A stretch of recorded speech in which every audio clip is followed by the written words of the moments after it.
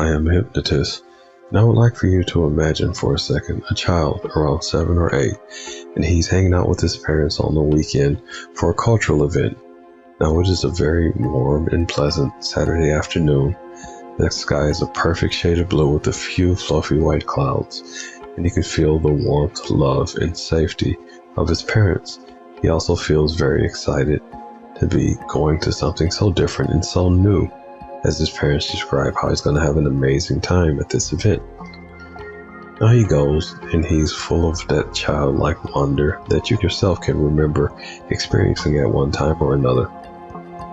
As he sees the people having an amazing time, he can hear the crowd and those voices, all those excited people being very happy and just enjoying himself. He has a ton of questions for his parents as he looks around the environment, asking about different vendors, different music, all the sights and sounds that he hears. And his parents do their best to answer each question as he's having the most amazing time at this event. All of a sudden, he sees something very different. As he asks his mom and dad what it is, he gets no reply. So again, he asks Mom, Dad, no reply. He looks and they're not with him anymore. He feels a sense of worry. He starts to push his way through the crowd, looking for his parents while staying calm at that time. As he continues to call out for them, he gets no response. And now panic starts to set in. He starts to feel an intense fear as he looks for his mom and dad in the crowd, and he still gets no response. He starts to really worry. What happened to his mom and dad? Did they leave without him? Do they not want him anymore? What is he going to do without his parents? At this point, the kid is crying uncontrollably, asking for his mom and dad. Some strangers gather to help the kid find them, but they keep looking. 5 minutes go by, 10 minutes go by. There's no sign of them. He can't find them anywhere. All of a sudden, he hears his mom and dad call his name very loudly, as they also have been worrying that whole time what happened to their child. So they reunite, and the child feels very safe, very loved, and very protected again. The panic goes away. He's completely okay, and he enjoys the rest of the festival. Now, as this child grows, he finds it very difficult to leave the house and go out and hang out in open spaces. As he becomes an adult, it becomes very difficult for him to separate from his parents and go out and see the world for himself. And when he finally does move out and he's on his own, he rarely ever leaves the house. He tries to go out and hang out with a large crowd, but he feels a very, very intense fear, and a panic attack sets in. He experiences shortness of breath, symptoms resembling a heart attack. And because of this, he has developed a condition which is known as agoraphobia. And there are different treatments for this, but I, as a hypnotist, can suggest one that has worked for many of the people that I've helped in real life and may help in the future. A 9-year-old child on her way back home from a friend's birthday celebration on a warm summer evening, still happy and revved up from the amazing time she had at the friend's house as they enjoyed many party games. As her and her parents pull into their driveway and unpack the car, she realizes that she left her favorite stuffed animal in the back seat and asks her dad if she could go out to get it. Her dad gives her permission, and she goes outside to get the stuffed animal. As she's closing the door and headed back in, standing right in front of her is a very angry and vicious looking dog. Because this is her first time experiencing something that looks so angry, she freezes as she hears this dog start to growl. As she notices the growls getting more and more angry sounding, they become louder and louder. And from this, the girl starts to feel a sense of fear, and that fear gets stronger and stronger as the dog continues to get louder. He starts to bare his teeth. The girl's breathing gets really heavy. and now she's feeling full-on panic as her heart rate speeds up and she starts to hyperventilate as the dog starts to get into an aggressive stance. It starts to take a step towards her and the girl turns and runs, but she's not faster than the dog that chases after her and jumps on her and she falls to the ground. The dog starts to bite her arm and shakes viciously back and forth. Now, as the girl starts to cry out for help, her screams are heard by the neighbors. She's feeling lots of pain as the dog's teeth continue to bear down on her arm and she's noticing blood. Her parents come out and as they see their frightened daughter in pain, her cries are unbearable. As the dad starts to run towards the dog, he starts to punch it. The owner sees what his pet is doing to the little girl, and he grabs his rifle. He feels ashamed at what his dog has done. As he points the gun, fires a single shot. After the dog is down, the parents rush the girl into the car and they speed towards the local hospital, where she will spend several hours getting stitches and treating her for any possible infection, even going through a series of rabies shots. It is a terrifying and traumatizing ordeal for the girl.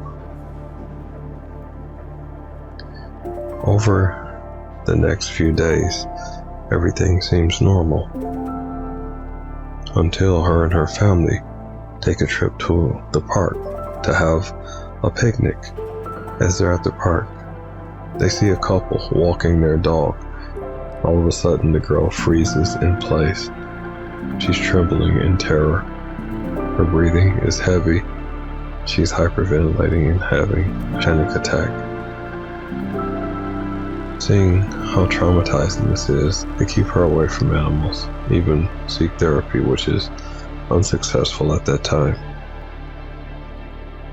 Decades and decades go by. The woman has been married twice, divorced once, and widowed by her last husband. And as the years go by, she has this gripping fear that's kept her prisoner for 7 decades, until she finally hears about hypnosis and seeks treatment for her issue. Whenever we experience an intense emotion, our brain takes a snapshot of whatever's happening at the time. Like with the case of the woman with cynophobia, she felt an intense fear, and her mind associated that fear to the source, which was dogs. So every time she was around the dog, her mind went back to that moment when she last felt that intense fear and created sort of a warning system for the future. Now, oftentimes it's an irrational fear because, of course, we know every dog isn't going to cause a person harm, but the unconscious mind is anything but rational. It's emotional. It attaches to symbols, pictures. Whenever someone experiences something that traumatic, the unconscious mind by default will associate the trauma with whatever stimulus exists at the time. Now, the way the hypnotic method works to treat phobias is that we have the person disassociate themselves from the original traumatizing event, see the event as something outside of themselves. We might have the person see it as something happening to someone else and not themselves. Now, the way we usually do this is we'll have a person under hypnosis, we'll take them through a guided visualization of them seeing themselves sitting inside of a movie theater and seeing whatever the event happening on a screen in front of them. So they're not associated to the event. They're watching as someone else experiencing that event. Now, if that emotion is too intense for them, a lot of times we'll have them see themselves from another perspective as being in the projection booth, watching themselves, watching the movie. This is called a double disassociation. And as we know, the unconscious mind can't tell the difference between imagination and reality. So this does have a very powerful effect on that original memory and response, because whenever we go back to any memory, we're not remembering the original event. We're only remembering the last time we thought about the event. So it changes every single time we revisit it. So by using this process to have a person see it as if it happened to someone else, it lessens the emotional impact.